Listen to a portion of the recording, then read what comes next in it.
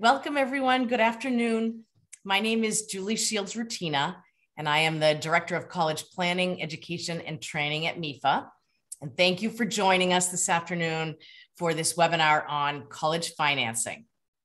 We're very fortunate this afternoon to have a real financial aid expert with us. Simone Backstedt is the Director of Financial Aid at Westfield State University. And she's going to be taking you through the presentation all about all aspects of college financing, applying for financial aid, and so forth. So let me just go through a few logistics of how to manage your screen. So we can go to that next screen. Let's see. Yeah, so you have control of your audio at the bottom if you want to control volume. If you have questions, and I'm sure you do, and we want to take those, please type into the Q&A section at the bottom of your screen, and that way we'll be able to handle your questions. And also, if you need closed captioning, if you'd like to see the words that we're speaking, you can hit that live transcript button at the bottom of your screen, and then you can exit when you need to. Please know that we are recording this session, so we will send the recording to you as well as the slides from the presentation tomorrow, so you don't have to take too many notes. And then and then I'll just tell you a little bit more about MEFA. So if you don't know MEFA, MEFA is not-for-profit state authority, and we've been around since 1982 with the main mission of helping families plan, save, and pay for college.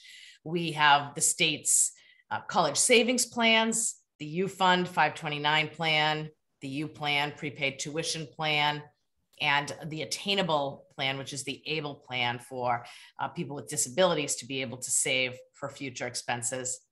And then we also have low-cost private loans for families who need that type of financing to pay for college. Everything in between that we do is we offer free guidance at whatever age or stage your family's in, your child's in, to help you plan, save, and pay for college. So please stay connected to MEFA, and we're happy to help you in whatever ways we can. And now I will turn it over to Simone. Good afternoon, everyone. Thank you for coming to spend maybe a lunch hour or hour of your day learning about college financing. So this is going to be a pretty packed hour. And during this time, I'll go over the types and sources of financial aid that are available to students. I'll talk about how you're going to apply to financial aid and what schools may be looking for. I'll talk a little bit about how schools determine who gets what type of financial aid and how much aid that they get.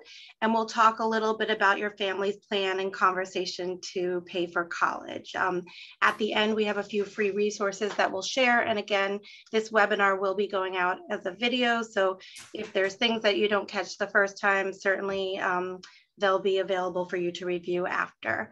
So we're going to start with the types and sources of financial aid. So there are three main types of financial aid that we're going to focus on. We'll start with grants and scholarships. So grants and scholarships are money that is given to students to help pay for college. All financial aid is money that's given to students to help pay for college. But the reason that people focus a lot on grants and scholarships is because this is money that's given to students that does not have to be paid back. This is money that simply is there, that is awarded to students to use to pay for their education. And at the end of their education, there's no repayment, there's nothing. This is just something that's paid to the university on the student's behalf. The second type of financial aid that you may see when your student is getting financial aid award letters from colleges is federal work study.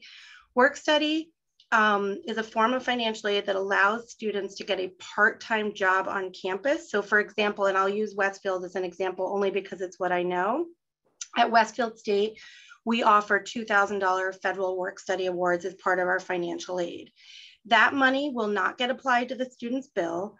but that money will allow the student to get a part-time job on campus and earn up to that amount of money. So if when you're reviewing financial aid award letters, you see work study as part of the student's aid, know that that's not necessarily going to go towards their bill, but that will be money that they can earn, that they can use for spending cash. They can choose to save it towards their bill.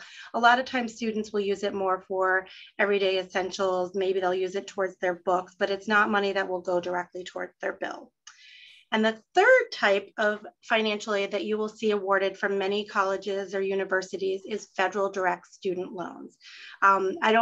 Since we're not in an auditorium, I don't have the same sort of visual way that I might work with you, but for some of you, I guess, pause for a second and think about, is that a surprise to hear that loans are part of financial aid? Sometimes we'll get calls in our office and people will say, oh no, I don't have financial aid, but I have loans.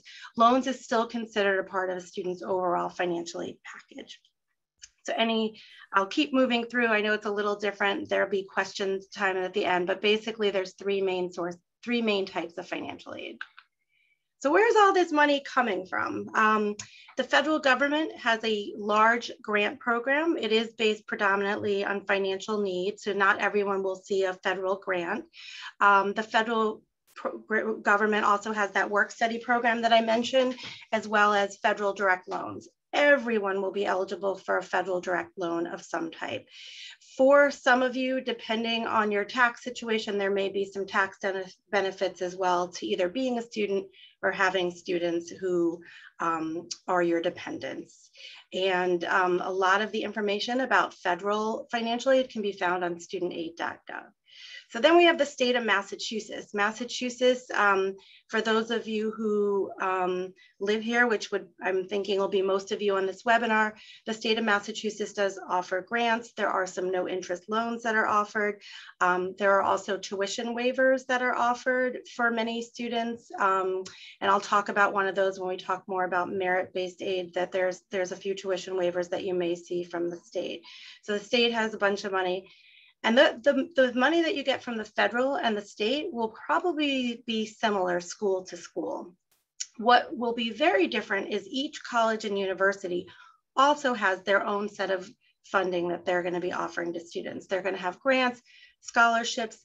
Each university has a pool of money that they would like to offer to their students to help to make college more affordable. And so when you start to examine and look at different schools and different financial aid offers, you'll see that the universities themselves will have funds that are tied to the universities that will be offered specifically for attendance at that school. And the last thing that I want to talk about is outside agencies, so private scholarships. So I don't know how many students are actually on this call, but this is a place where students can really dig in and make a difference in how much money they're bringing with them. Any private or outside scholarships, you'll see we have MEFApathway.org and FastWeb.org are places where students can start to research private scholarships. The other place that I would say, and I emphasize this, is go to the school counselor. Each of the high school guidance offices are going to know their local scholarships best. And I really, really encourage students to look at the local scholarships. Oftentimes here at Westfield, we'll see a student come in and they have 3, 4, and 5 smaller scholarships of $500 to $1,000, but it really adds up. And so if you think about it, so if there are students out there, or if you're a family member of a student, if a student spends 4 hours on a scholarship application and that scholarship application yields them $1,000, they've essentially just got paid $250 an hour. So I highly recommend, this is one place that the student has the most sort of, I guess, control, you could say, and that they can dig in and they can apply for these scholarships with outside agencies. And the guidance counselors and the high schools are going to be your best starting point. I don't know if there's anyone, community foundations. I know in Western Mass and in the Worcester area, there's very strong community foundations that offer scholarships. So keep that in mind. So I'm going to go a little bit more in depth of a few of the types of aid that we just mentioned. I want to talk quickly about the federal direct student loans. Every student who is a first-year student, I know we may have some transfers on the call, but first-year incoming students, regardless of financial need, will be offered $5,500 in a federal direct loan. So that $5,500 will be offered regardless of what school the student decides to attend to. This is as long as they obviously apply for financial aid. So there's no credit check. There's no co-signer. This is in the student's name. It may be subsidized or unsubsidized. Subsidized loans while the student is in school, there's no interest growing. Unsubsidized loans while students are in school, the interest does start to accrue. Students do not need to make payments on these loans while they're in school. And as long as they stay half-time or more, the loan will continue to be deferred until they graduate. If a student were to borrow their federal direct loan that they were offered each and every year, they would have walked out with $27,000 in federal direct loans when they graduate. This doesn't include private loans or supplemental loans. This is just the federal loans. Roughly on a standard repayment, that would mean the student is paying about $300 a month. For 10 years on a standard repayment. There are different types of repayment. You're not even up to that yet, but if that starts to sound like a lot for your student, just know that when they graduate, there are different repayment options that they could look at for the federal loans. So again, everyone will be able to get that federal loan.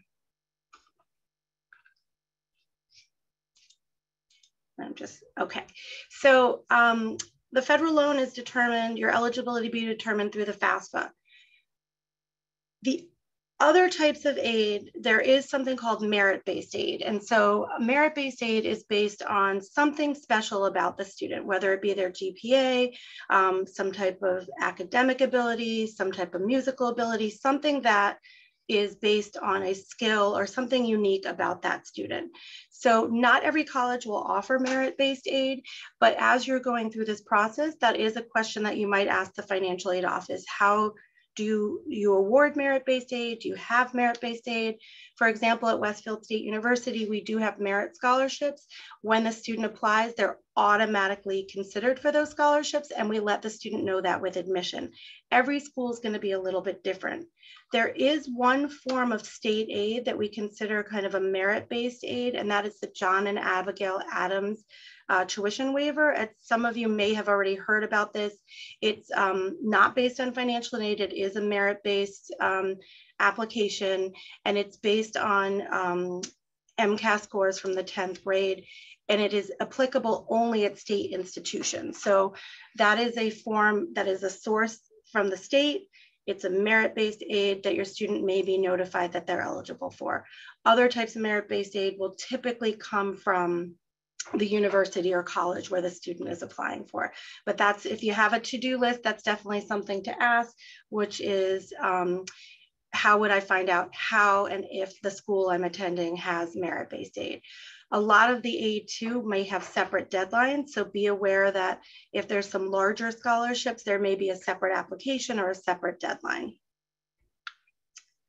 So the merit-based aid is based on the student and some type of special skill. Need-based aid, which is predominantly what you'll see at a lot of colleges and universities, is based on the financial aid application itself. And we're going to talk about that application in a minute, but it's based on financial need. And so it's a standardized formula that when families fill out what's called the FAFSA form, and we're about to touch on that, there's a standardized formula that schools get back some information. And then based on that information, they're able to award students financial aid.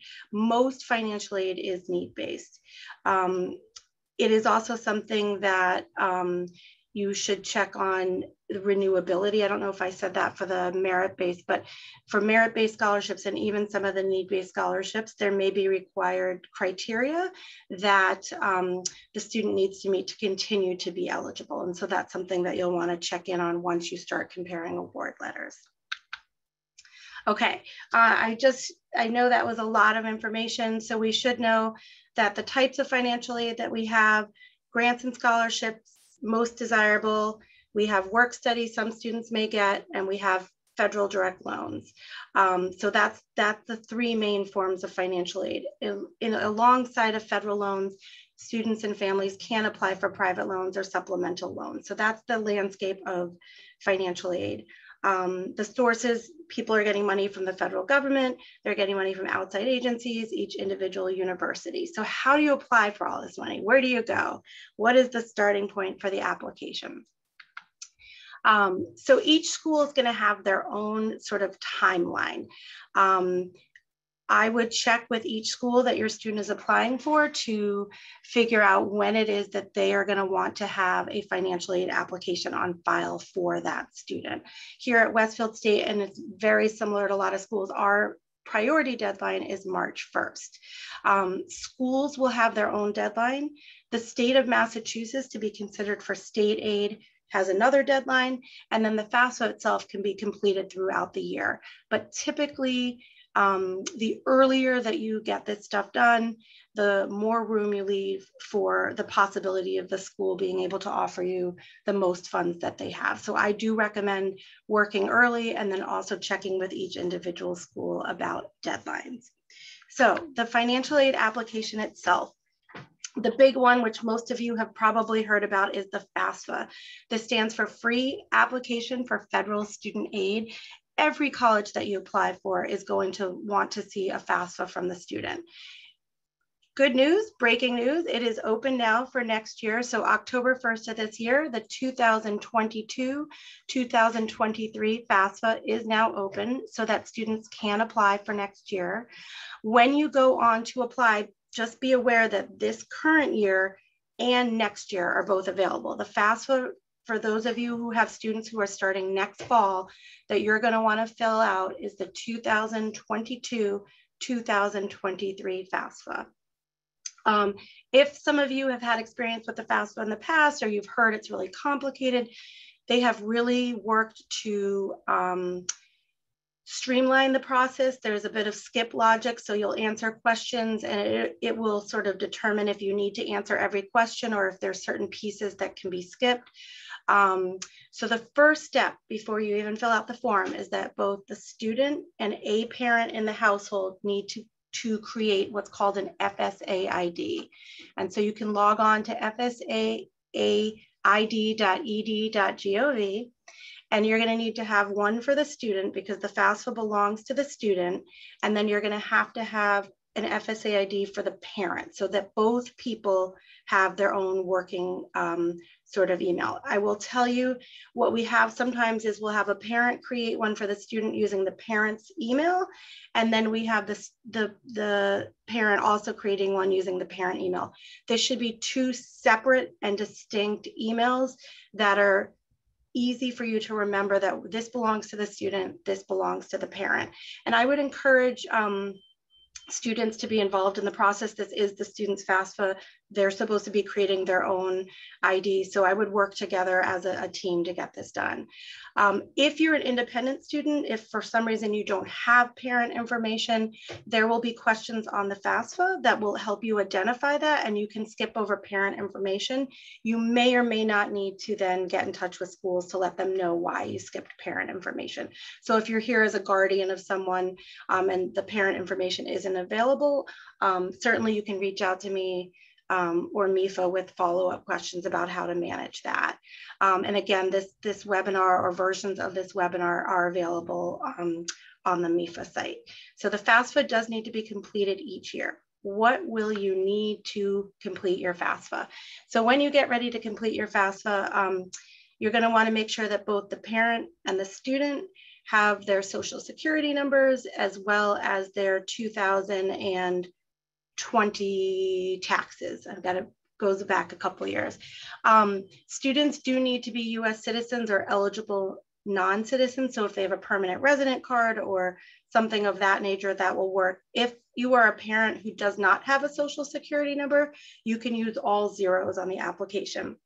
And what I found is that every family, every parent, every student, there's going to be, you have to tailor this to what's your particular situation. And so if some of this doesn't apply, then you can just kind of put it outside of your mind, but if this is something that applies, just be aware of that, if you're not a citizen or if your parent is not a citizen, they can use all zeros for social security numbers and then print rather than electronically sign the document and send it into FSA.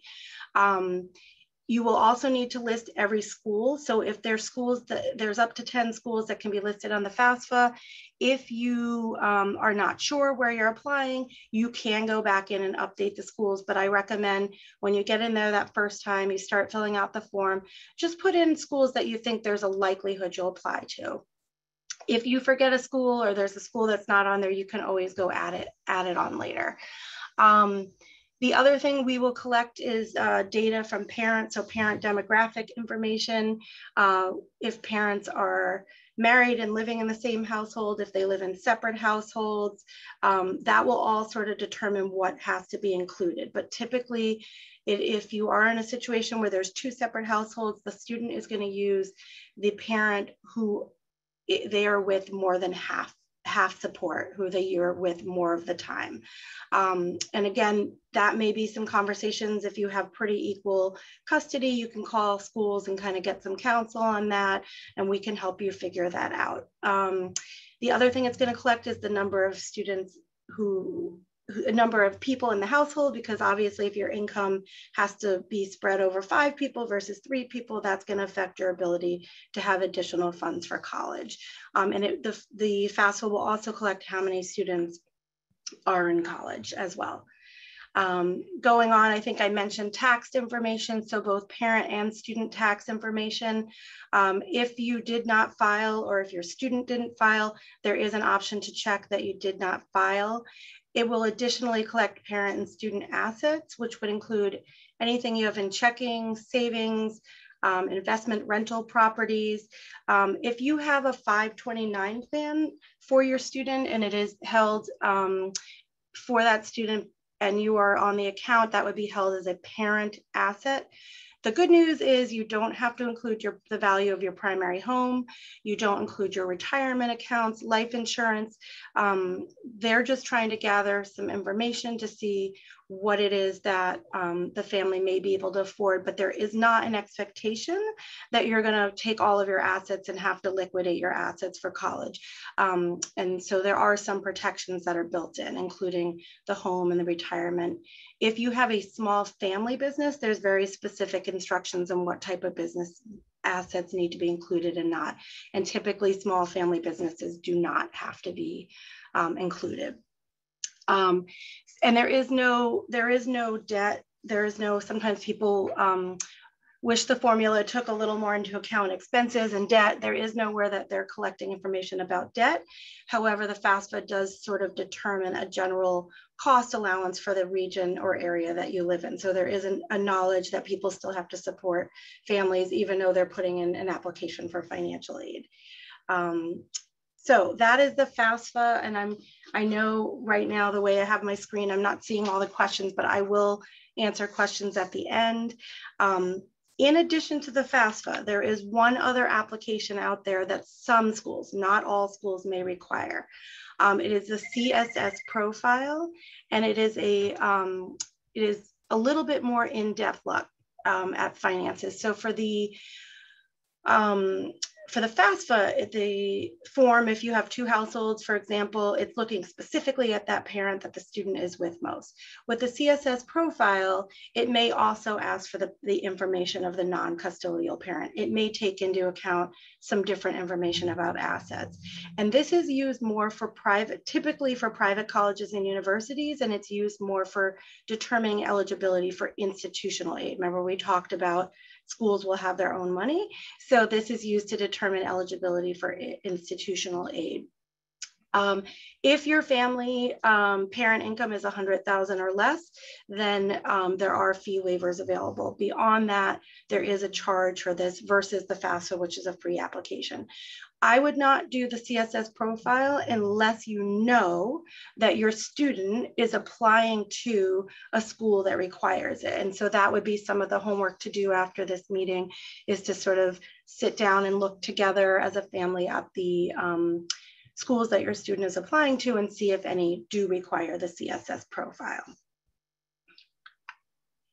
Okay, so what happens? You know where the money's coming from, you've submitted your application, and you're waiting for information. Now what happens? So once you fill out those electronic online applications for federal student aid and the CSS profile, that information gets sent out to all of the different schools that your student requested it be sent to, as well as the state of Massachusetts. And so the state will kind of determine state eligibility and let schools know that. And then schools will start to determine what they're able to offer. Students will receive, and typically it's by email. If they're unable to reach by email, they will send what's called a student aid report, and it's a synopsis or summary of what it is that was put on the FAFSA. The student aid report is something that some of the outside scholarship agencies will sometimes ask for, and so if the student logs back into their FAFSA portal, they are able to also print out the student aid report. If you have special circumstances, so I had mentioned a situation where somebody may not be able to provide parent information, or for example, you worked in 2020, but now in 2021, your income is completely different, you're not working. If you have those kind of special circumstances where the income is quite different, the family circumstances change, maybe there's been a death in the family, a divorce, something is different, you will contact individual schools to let them know so that they can, each school is going to have its own criteria, but they can adjust it to better reflect your current financial situation. Schools may also reach out to collect what's called verification documents. There are about 1 in 3 FAFSAs, at least that was the data before, it kind of updates every year, is selected for verification, where financial aid offices have to take what you put on your tax forms and match it to what you put onto the FAFSA. Something that I did not mention is that on that FAFSA form, there is the opportunity to use what's called the data retrieval tool, where the tax information can be ported directly over from the IRS into the FAFSA. And so one of the ways to make verification easier and or to possibly avoid it is to use that data retrieval tool. I just want people to know, if you get selected for verification, you didn't do anything wrong. People will call our office and think that they did something wrong. It's just, for whatever reason, there's a certain percentage of FAFSAs that we do need to verify. There are some schools too that decide they're going to file, review, or verify every student. So one thing that you could do to prepare if you do get selected for verification is to have copies ready of your taxes, because that is something that they may request from you. So then once we have the financial aid application, I think there's another slide on verification, which I'll touch on. Schools will start to then send you award letters, but I'm going to quickly, I kind of jumped ahead a little on verification. And this is kind of, again, going on that you may be selected for verification, and there may be documents that are collected. With the CSS profile, I don't use that here at Westfield, but I do know that there's a lot more some of the private institutions do collect additional information, and they may even ask for asset information and some broader financial information. So one of the tips that I have is just to stay on top of the paperwork, to stay on top of the deadlines, and kind of know where you stand with each school. So this is kind of a little bit, we had talked about some of the sort of to-dos. Some of the questions that you're going to want to think about is how renewable is the information that you're, the information that you're receiving. With private scholarships, some schools, there's not even room to add private scholarships. Will it change what the school is offering you, or is there more room for private scholarships? And again, changes in family circumstances. If you have a special circumstance where you maybe have a family member who's now unemployed, any of that type of thing, you would want to contact individual schools for. Most schools are available by phone, email, but each office, again, they're going to have their own hours and their own sort of ways of communicating. And so you can check with schools about the best way. I do want to say, as a financial aid professional, we really are here to help. We want your students to feel comfortable. We want you to feel comfortable with the process. And we absolutely want to be here to assist. So I don't know if that feels intimidating to pick up the phone and call a financial aid office, but most of the professionals in the field are here to really help students and families with this process.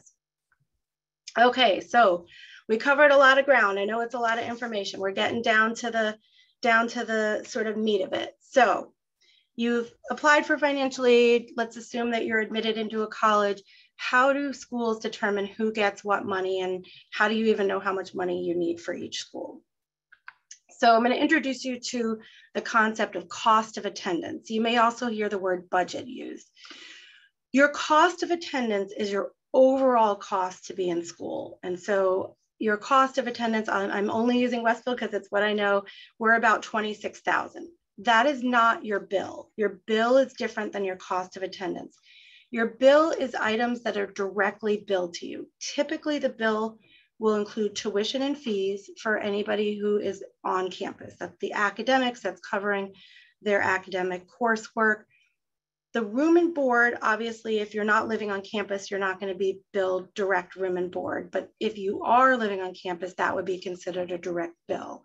So when you're getting quotes from schools and you're hearing about cost of attendance, you want to be able to distinguish what is your overall cost of attendance, because the things that we don't include in the bill include books and supplies. So books for courses, maybe an iPad, laptops. We don't include transportation typically in the bill. So that would be how much does it cost a student to travel back and forth to campus over break? Obviously, if a student's living in California and coming to school in Massachusetts, that's going to be different than if they're living in Holyoke and coming to Westfield State. So we have an allowance that we put in there as part of our overall cost, which is an average. And personal expenses, we don't bill you for them, but like toothbrush, toothpaste, glasses, contacts, all the stuff that you kind of need to live, cell phone, that type of thing, that's all part of your cost. We know if a student is here, they're going to have costs related to that, but that's different than the bill. And what we find, at least in our office and talking to other financial aid professionals, people really want to know what's my bill going to look like. Just don't forget that on top of the bill, there are these other costs that you're going to want to consider. So if your student is a commuter at a campus, their bill may just be tuition and fees, but that doesn't mean they don't have to think about the cost for books, supplies, personal expenses, transportation. If they're living on campus, they're also going to have that room and board included in their cost. If they're living off campus or commuting, schools will still give an allowance for room and board. And what I mean by that, they'll still make it part of that student's cost. It's just not directly billed to the student. And I know that is a little bit much to take in, and I'm happy during the questions to touch on that a little bit more. So you have your cost of attendance. Each school is going to set their cost of attendance, what I cost, what UMass Amherst costs, what Tufts costs, what Holyoke Community College, all these different schools are going to have their set costs. What the student will carry with them from the FAFSA is what's called the expected family contribution. So at the end of filling out the FAFSA, your family is going to be assigned, or the student's going to have what's called an expected family contribution. And this is basically a number that allows the school to start to be able to put together a financial aid package. And it kind of represents what, based on the federal formula, the government is saying the family could absorb for 1 year of college. It is a standardized formula, so it's used across the board for all families. You may have some schools, again, who will calculate a separate EFC for their private institutional money, but for the federal and state dollars, it's a standardized formula.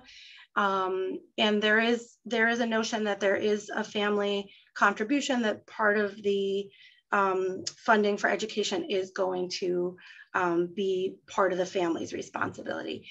It does take into account if you have more than one family member in college. So if you have twins, or if you have triplets, or if you have 2 or 3 people who are staggered and going to school at the same time, it will take into the account the children in the household. Not if a parent's in college, they won't count as a child in the household for the student's FAFSA, but they would count as a dependent in college for the parent's FAFSA, if that makes sense. MEFA.org does have an EFC calculator. If you want to plug some basic information in, you may be able to get that. At this point, luckily, the FAFSA is open, and you should be able to also get that by doing the 22-23 FAFSA. So we're on to it. So you have the cost of attendance at each school, and the school is going to subtract out whatever your expected family contribution is, and that leaves over what we call financial aid eligibility, specifically for that need-based financial aid that we talked about. What is left is what a family could consider to be eligible for financial aid. So I'm going to show you a bit of a visual. So this is a college, and I always think of the cost of attendance. I like this barrel bucket. Your bucket is your cost, and you can never have the bucket overflow. It can only go to the top of the bucket with financial aid. And so this particular school costs, we're going to say that this is school A. School A costs $45,000. And this family has an EFC of $5,000. So that leaves $40,000 in potential financial aid. We're going to assume the family is covering the expected family contribution, and that can be done through loans. It doesn't have to be done directly out of pocket, but that we're going to assume that the family is covering that expected family contribution, and that there's $40,000 that this school could potentially fill in. So this school is going to offer the student $10,000 in a scholarship, $17,500 in a grant. So that's $27,500 in that money we talked about that doesn't have to be paid back. Fantastic. Then we have the $5,500 in federal direct loans that we talked about, that every student, regardless of where the income is, high, low, medium, every student across the board is going to be offered that $5,500, or at least eligible for it. If they're going to a community college or a college that has a very low cost of attendance, they may not initially make that offer, but they will notify you that the student is eligible. Most of the schools that have higher costs of attendance, most of the four-year schools, they're going to offer that $5,500 pretty automatically. And then this student is being offered work study. And remember, it's filling part of the bucket, but remember, work study doesn't go directly to the bill. So that's money the student will have. They could subsidize their personal expenses, their books, but that's not money that's going to go on the bill. And then this school is not able to meet, even though there's another $5,000 in financial need, the school is unable to meet that. And you will see that you will get award letters that are not going to meet that full need. It's very few schools can fully fill it in. And so then the unmet need and the EFC become the family's responsibility. And remember, this cost of attendance is taking into account both the billed and not billed items. So that doesn't necessarily mean that's your bill. It just means in the cost of attendance, there's 5,000 of it is EFC and 5,000 of the bucket is still open. Now, where could the student fill something in? If the student were to be able to get a private scholarship, or they are able to get a scholarship, say, through the John and Abigail Adams tuition waiver, that can start to fill in some of that unmet need. So there is still room. It's just that the university, that's what the university is able to offer, is their money and grant and scholarship. They have the loans they're offering you in the work study, and then the rest of it is for the family to figure out, and or you can bring in other outside scholarships. So each of the schools that you apply to, we just talked about cost of attendance, and there are net price calculators out on the web for each institution. If you go to different colleges and universities and type in net price calculator, it is an online tool that will kind of help you. It'll rough estimate their cost. There is a little bit of a time delay, so it's sometimes a year or two.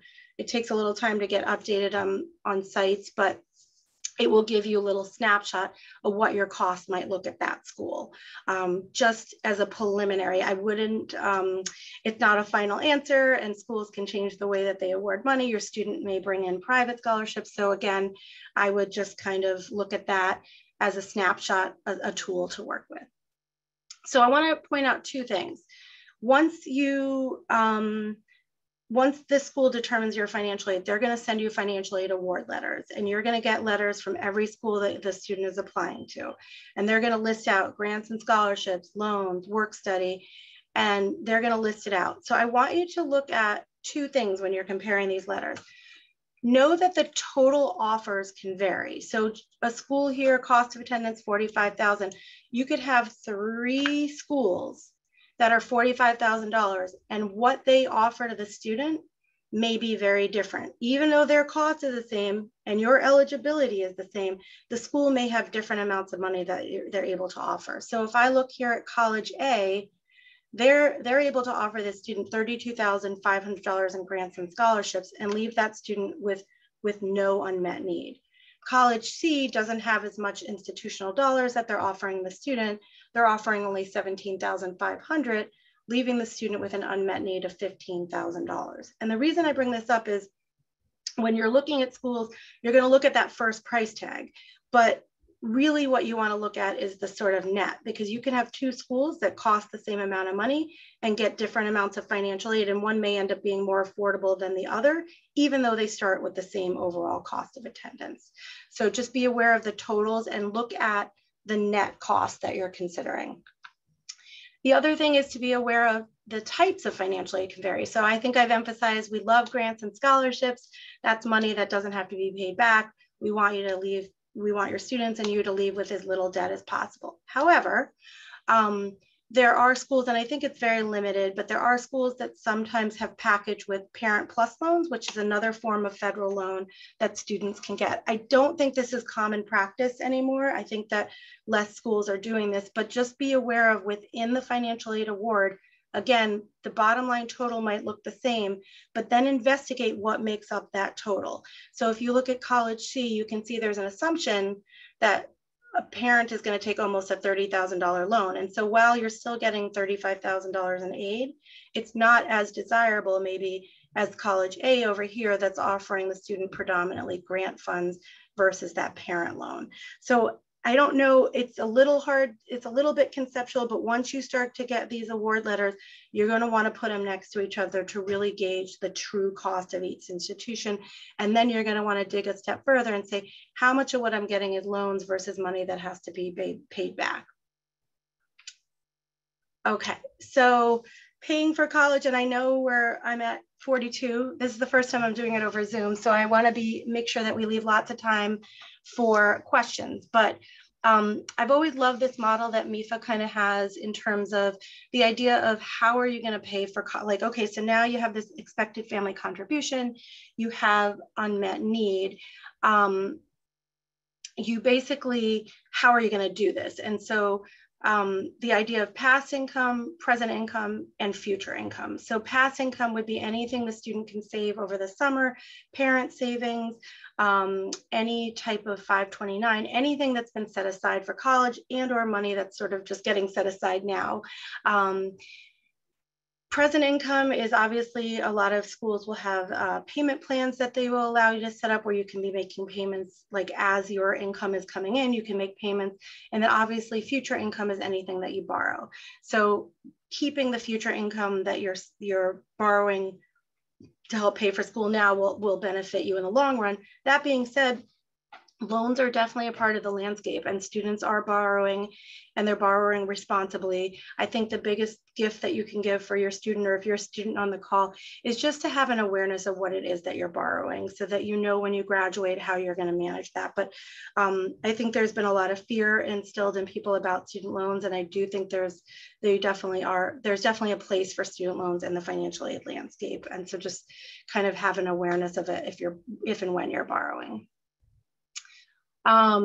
So definitely this is a family conversation to talk about the cost of education, what is reasonable for the family. Again, talking about that future income and how much of that future income do you want to invest.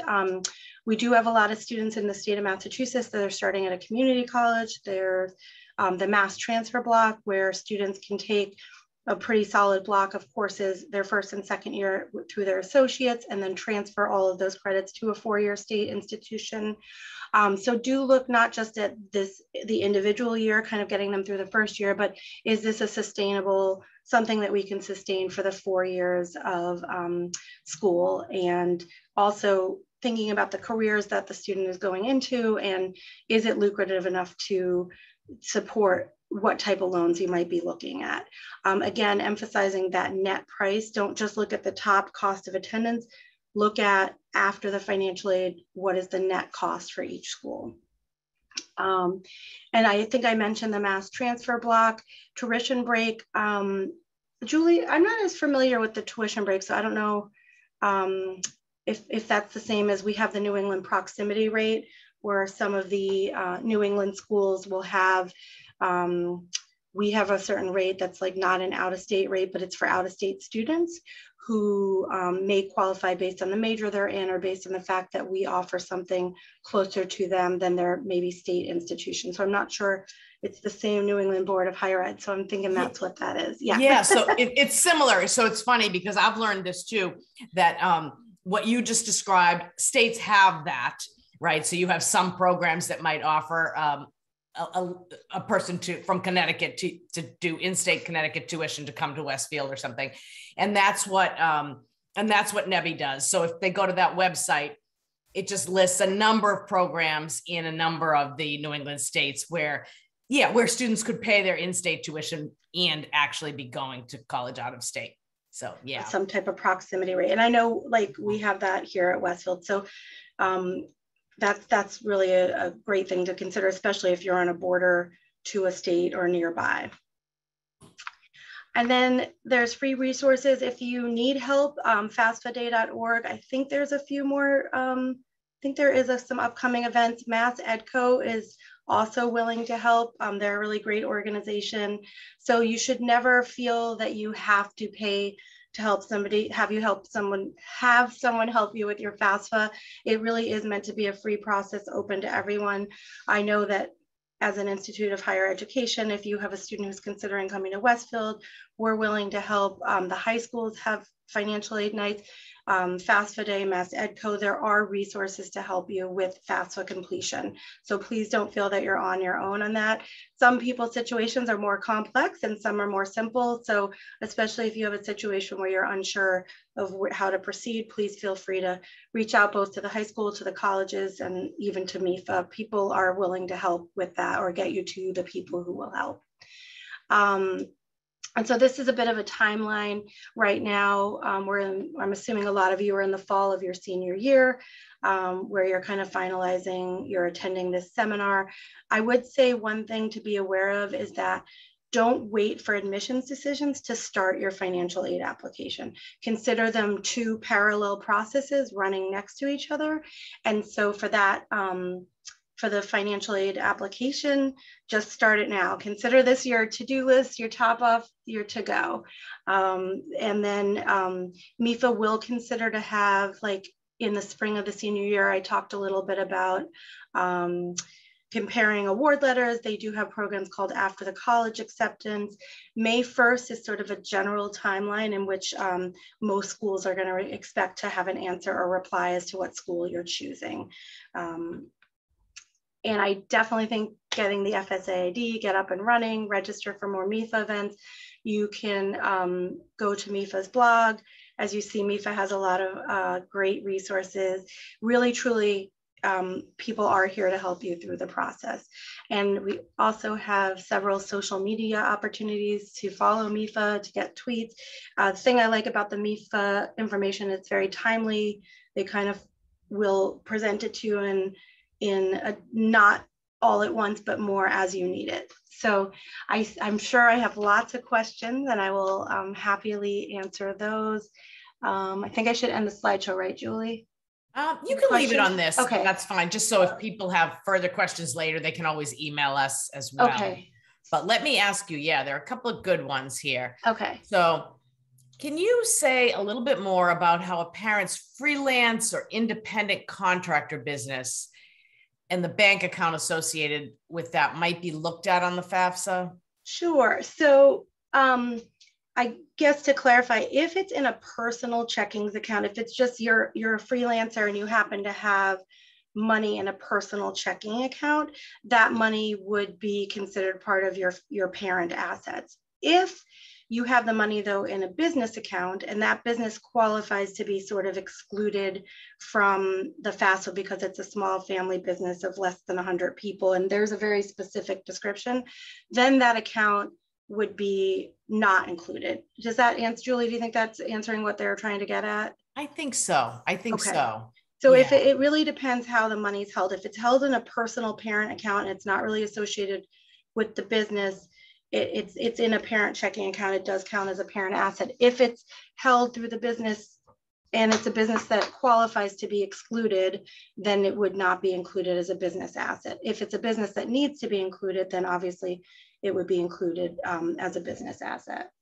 That's great. You can, whoever that person is, feel free to email me and I can. I think I'm getting a yes. Thank you. Okay. Yeah, so that's good. Okay, great. And then someone's asking, and this is always a good one. This comes up a lot. What if you already put in your applications, but now you need to make changes? You've attended these webinars. You've learned so much. I've learned from Simone. So when you log back into the FAFSA, there is the student can log back in and they can make a correction. So even though it's not a correction per se, if you want to add schools, that's considered a correction. So anything that you want to do to go into the student's FAFSA, they would know to go into the FAFSA, make the change, and both the parent and student would need to electronically sign it. But we definitely get changes throughout the year. We're still getting changes for people here. So if you have something you need to update or you want to change the schools that are on it, absolutely, you can do that. With the CSS profile, Julie, I'm not as familiar, but I'm assuming there's ways to make corrections on that as well. Yeah, but it's a little bit more. There are a couple of corrections you can make, and especially if you want to add colleges, definitely you go back into the CSS profile. But many of the changes with the CSS profile, you actually have to make with the school directly. So that's okay. That's a little bit because it's more personalized. Yeah. FAFSA is the easy one. So yeah. And then so this person's asking if you put your email, and I have a thought on this too, Simone, just being a parent, but if you put your email in to track the application, can I change it to the student? So you can go to FSA ID and the student can do manage my ID and update the email they have associated.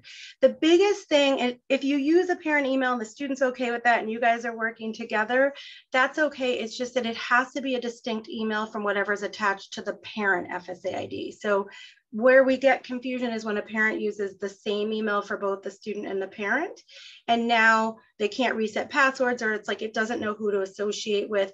So I would recommend going into FSA ID and updating it to something that the student has access to. However, I know that parents sort of want to be able to keep tracking it. So you could even create a separate email that's just for this purpose. But the biggest thing is at least that they have to be two separate and distinct logins. I don't know, Julie, if that's where your thoughts were at, but you can update that email.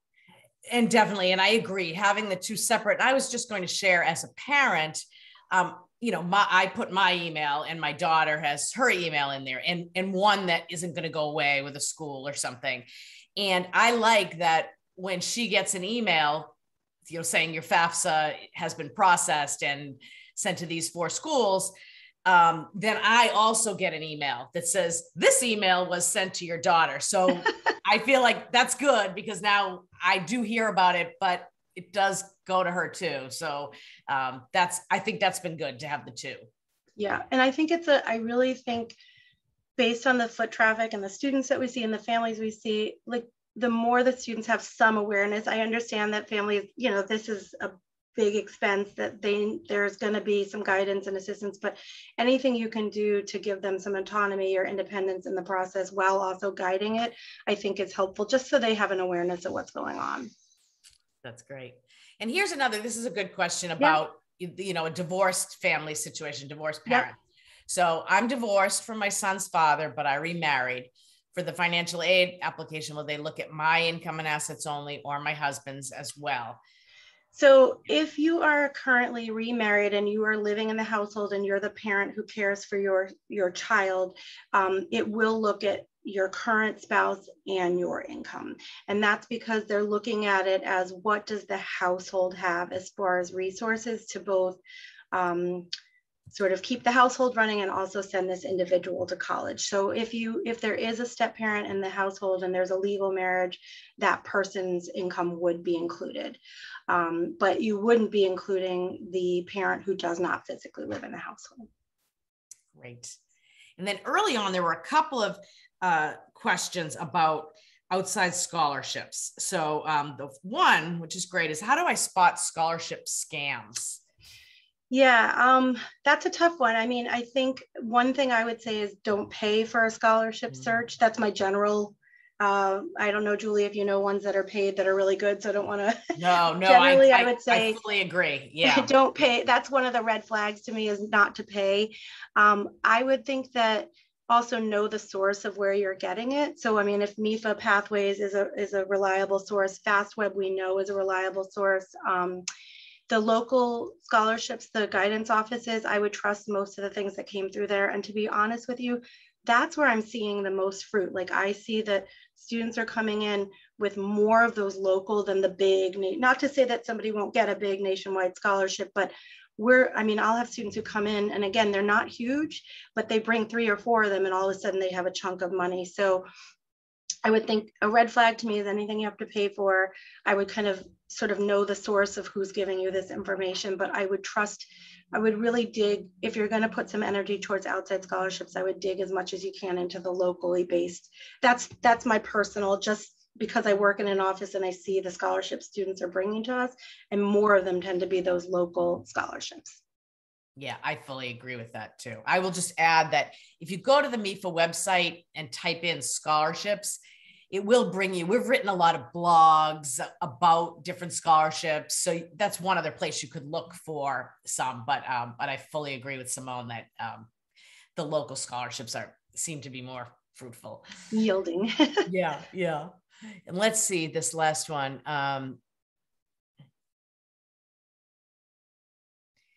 Oh yeah. Okay. So on the CSS, and I can help with this too. On the CSS parent info page, where it asks for all the specific lines on your taxes, do you have to populate all fields or just those required in red asterisk? And if you want, Simone, I'll just answer that because we just got that question recently. Yeah. So, if you only need to complete the required fields. Otherwise, you could put in a 0 or you could leave it blank. The only thing I'd say is if they are asking you for a question, you have the opportunity to write in an answer. It's not just that it doesn't apply. You might want to write in an answer, because otherwise, if you don't, the college may come back to you and ask for more information. But again, if it's not required and it doesn't apply to you, it's fine.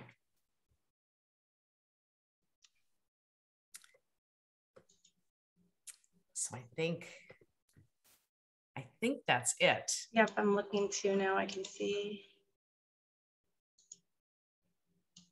I would my last sort of thought is just taking it a task at a time, and really, once you know the schools that you're looking at, just take a second to call or have the student call so that you just know what each school is looking at, especially for some of the merit-based or the bigger scholarships that may require a separate application. You don't want to miss that along the way. But the actual FAFSA it's much easier than it used to be. So if people around you are telling you it's so hard, I promise you can do it. I promise you. That's great. That's great. Well, Simone, thank you. That was wonderful. You just honestly, you were so clear, lots of information. I know people got a lot out of it, and we are right on time too, which is also helpful with these things. 2 minutes early. Go live life. Thank you, everyone. Nice to meet all of you. Thank you. Bye, everyone.